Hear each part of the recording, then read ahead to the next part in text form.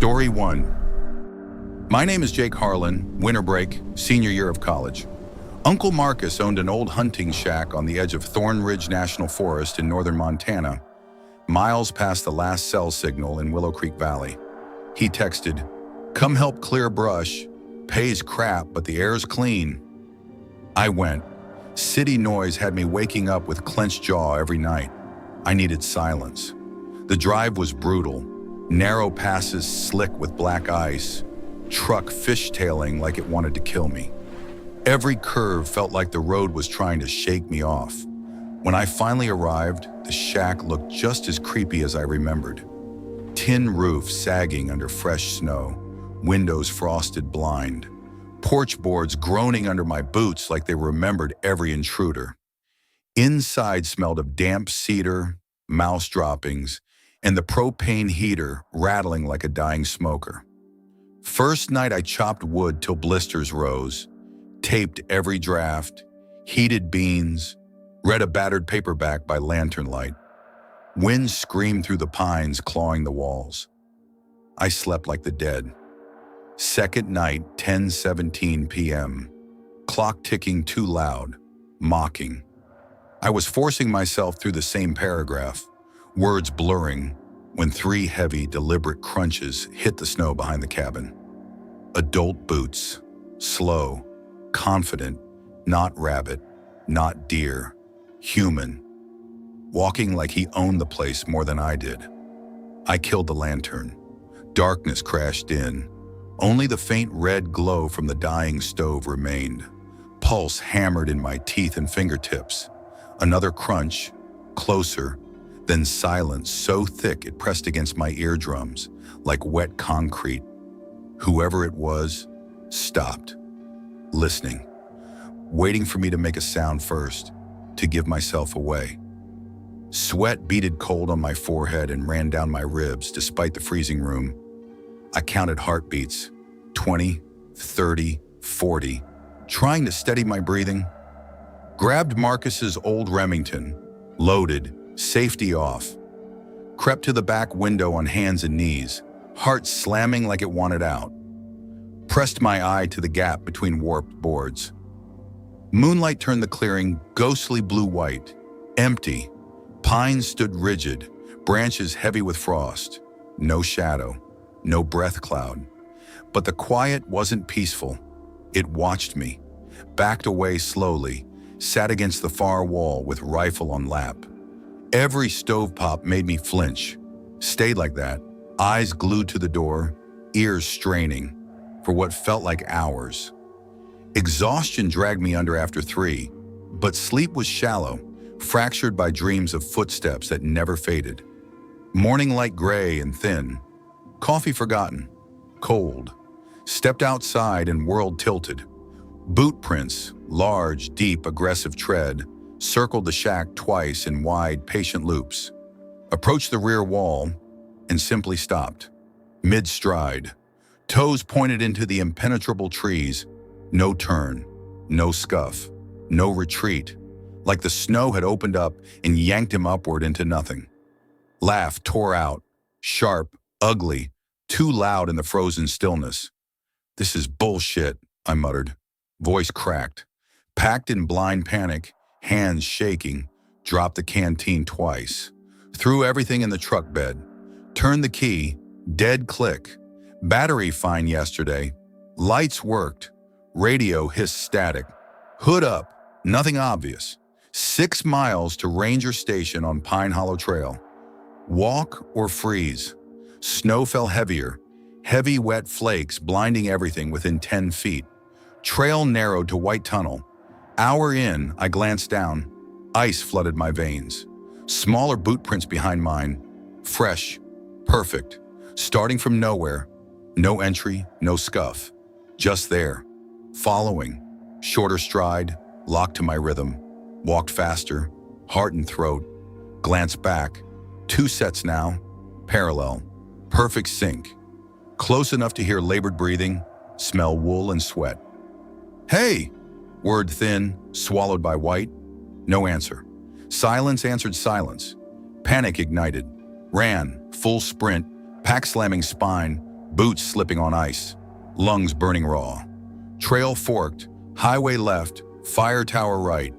Instinct scream right. Higher ground, lockable door. Stairs iced hell.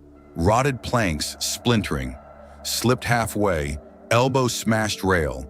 Pain exploded white-hot, blood-soaked sleeve.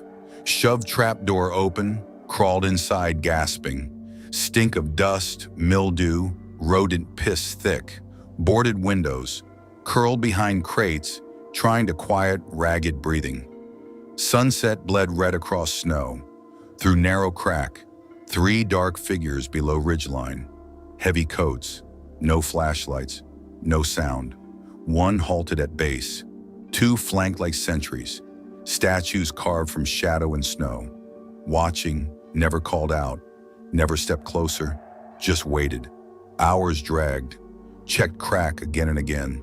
Sometimes gone. Sometimes one crept forward a few yards, but always stopped at invisible line. Dawn came cold, gray, unforgiving.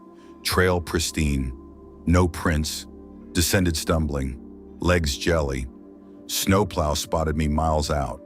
Wrapped in foil blanket, radioed it in. Back at shack, every trace erased. Snow iron flat. Deputy listened. Pen never touched paper. Asked if I'd been drinking. Marcus sold the land that spring. New owner boarded doors and windows shut and disappeared within days. Years later, in my apartment with streetlights slicing through blinds, I still wake to 3 crunches in the dark. Pause. Nothing. Check every lock twice, sometimes 3 times. Sometimes stand at window listening until dawn, waiting for the next set to start. Story 2. My name is Ryan Brooks. I was staying at my Aunt Clara's remote cabin off Silverton Ridge in Idaho's Bitterroot Mountains, while she helped neighbors with winter firewood. I volunteered to stay behind, feed the huskies, and keep the pipes from freezing. I'd spent enough time there growing up to know the trails well, so I figured a quick hike to the ridge for phone signal wouldn't be a problem. It was. At the summit, I had no reception, just freezing wind and fading daylight. After a few minutes of trying, I gave up and started back down with my flashlight. About halfway down the trail, I saw someone standing just off the path behind a fir tree. I hadn't heard anyone approach. When I raised the flashlight, he stepped forward. Worn jeans, long brown coat, pale face. But what struck me most was his eyes. He didn't blink, didn't react to the light. Just stared straight through it. "Hey, you okay?" I asked. No response. Then he took a slow step closer and smiled. Not friendly, knowing. "You come up from the hollow?" he asked in a thin, scratchy voice. "Yeah, staying at Clara's, heading back." He nodded slowly and slipped his hand into his coat. My stomach tightened, expecting a weapon, but he pulled out something else, a thin length of dark cord. "You're going to hear something soon," he said. "Might sound behind you, might sound ahead. Don't stop." I froze. "If you see another me," he added, smiling wider, "don't talk to it, don't look at it." Then he turned and walked sideways into the trees. I stood there for a moment before moving again, faster now. At first all I heard was my own breathing, then something else. Movement in the brush behind me, matching my pace. I spun around. Nothing. I kept going. Then I rounded a bend and saw him again. Same coat, same figure, standing in the middle of the trail ahead. "You stopped," he said, but his mouth didn't move. The voice was inside my head. I ran. The trail started feeling wrong. Turns were off. Landmarks didn't match. Then I passed a rock near the summit, with my own boot prints still frozen in the frost. I had looped back to the top. Someone was ahead again. I didn't wait to see who. I crashed off the trail downhill through brush and branches until I saw the barn light near Clara's cabin. I slipped down the slope, splashed through the freezing creek, and clawed up the other side. Behind me, I heard footsteps entering the water. I ran until I reached the cabin, slammed inside and locked the door. The dogs were barking wildly, then suddenly went silent, hackles raised, staring toward the darkness outside. Nothing knocked. Nothing called out. When Clara returned days later, I barely mentioned it, just said I'd gotten lost and seen someone strange. But years later, sometimes in reflections, car windows, storefront glass, I still see him. Same coat, same smile, right behind me. I never turn around, and I never hike alone anymore. Story 3. My name is Tyler Grant. Finals had just ended, and I needed to get away. I found a listing for a remote cabin outside Harper's Hollow, deep in the Virginia Appalachians. I didn't tell anyone where I was going. The paved road ended miles before the trailhead. By the time I parked, snow had started falling. The hike to the cabin took about 45 minutes through silent woods, where the trees stood bare and motionless, like the forest itself had been muted. I reached the cabin near dusk, lit the stove, ate a can of chili, and passed out without even unrolling my sleeping bag. The next morning, snow was knee-deep. Everything was unnaturally quiet. No birds, no wind, just heavy silence pressing against the walls. I spent the day reading and writing, convincing myself this trip had been exactly what I needed. That changed after dark. It started with a single crunch outside, then another. Slow, deliberate steps in the snow. Not hooves, not paws, feet. I crept to the window and pulled the curtain back. A straight line of narrow prints led from the woods to the porch, too thin to be boots. Then I heard breathing right outside the door. Slow, close. I grabbed the iron poker from beside the stove and waited. Minutes passed. Then came a knock, one dull, deliberate thud. I didn't respond. When I checked again, the footprints were gone. Not covered. Gone. Even my own tracks had disappeared. I didn't sleep that night. In the morning, I found long drag marks in the snow leading away from the cabin toward the woods, like something had been pulled. There were no tracks leading toward the cabin, only a way I should have left. I didn't. That night, I barricaded the door and kept the fire out so the cabin stayed dark. Around midnight, the air changed.